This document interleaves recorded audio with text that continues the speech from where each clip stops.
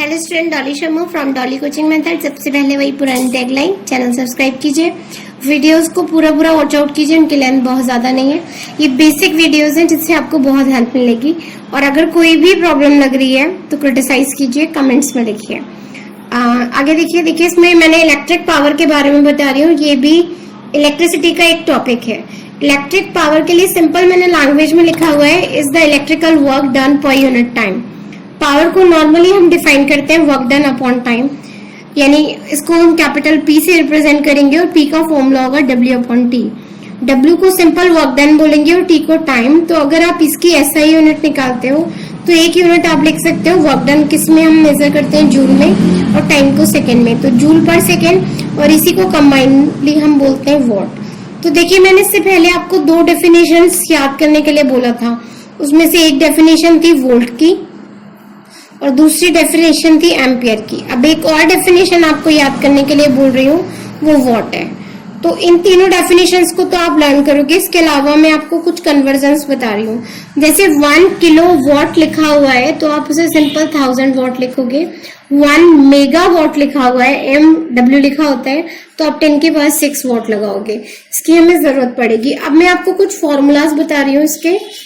वो देखिए यहाँ पर अगर हम पावर की बात करते हैं तो सिंपल सा देखो, यहाँ पे अगर आप वर्क डन डिफाइन करते हो तो वर्क डन के लिए एक सिंपल सा फॉर्मूला है, W इज इक्वल टू, ये हमने पोटेंशियल डिफरेंस वाले फॉर्मूले से ड्राइव किया है, तो V इंटू क्यू लिखते थे और Q को आप I इंटू टी लिखते थे।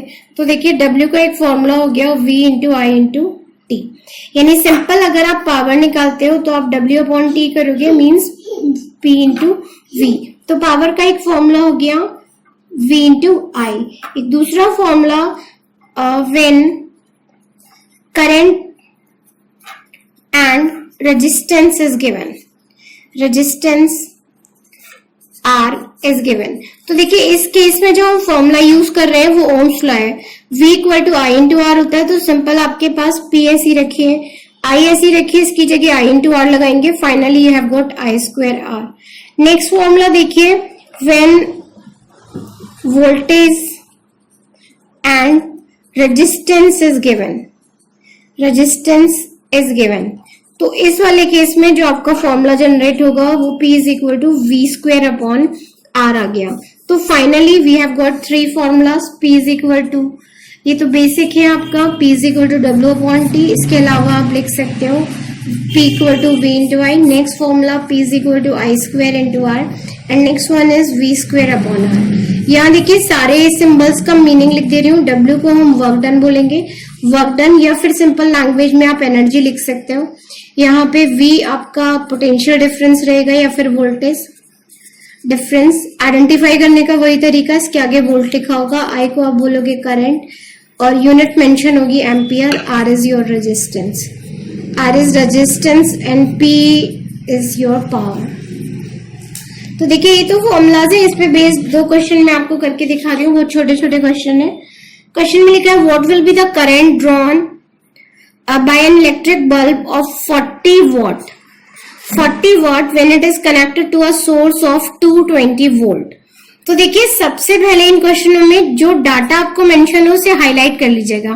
पहले वॉट में दिया हुआ, यानी आपको पावर दे रखी है कितनी, 40 वॉट, और दोबारा वोल्टेज दे रखा है, यानी V आपको दे रखा है 220 वोल्ट। फाइंड आउट करना है I। तो देखिए फर्स्ट फॉर्मूला जो मैंने आपको बताया था वही लगा दीजिए। तो फॉर्मूला था P is equal to V into I। Simple I निकालेंगे तो इसे हम P अपॉन V करेंगे। P की वैल्यू हमारे पास 40 है और ये 220 है, 0 से 0 कैंसिल कर दीजिए, यहाँ 2 अपॉन 11 आएगा। तो आप इसे 2 अपॉन 11 एम्पियर एक बार कोट कर दीजिएगा, बाद में आप 11 को डिवाइड करेंगे तो ये हैव गॉट 1, यहाँ पर आएगा आपका 9 0 यानी कि 8, दोबारा 0 लगाएंगे तो यहाँ पर आ जाएगा 1, यानी सिंपली 1.181 एम्पियर। तो मैंने आपको ये मेंशन करने के लिए इसलिए बोला कि अगर आपकी कैलकुलेशन मिस्टेक हो गई तो भी आपको मार्क्स मिल पाएंगे। नेक्स्ट पॉइंट देखिए, इस क्वेश्चन में दिया है N electric bulb is rated, N electric bulb is rated इतने वोल्ट एंड इतने वॉट, यानी वोल्ट और वॉट दे रखा है और आपसे पूछा what is what is operated on 110 volt the power consumed will be।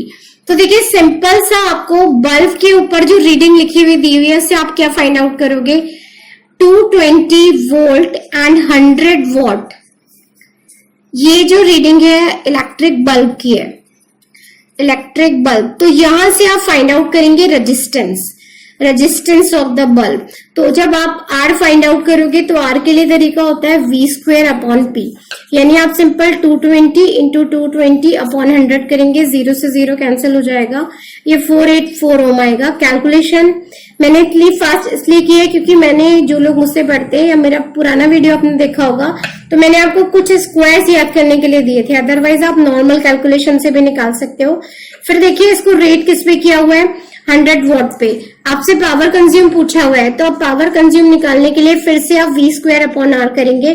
तो यहाँ देखिए अब V वो लगाएंगे जिस पर ये ऑपरेट हो रहा है, यानी 110 वोल्ट, और अपॉन में आप ये वाली वैल्यू लगाओगे। और अगर आपने मान लीजिए कैलकुलेशन नहीं किया है तो आप 22 इंटू 22 लगाइए, इसको आप कैंसिल करोगे 5, इसको कैंसिल करोगे 5, यानी P is equal to 25 watt आएगा।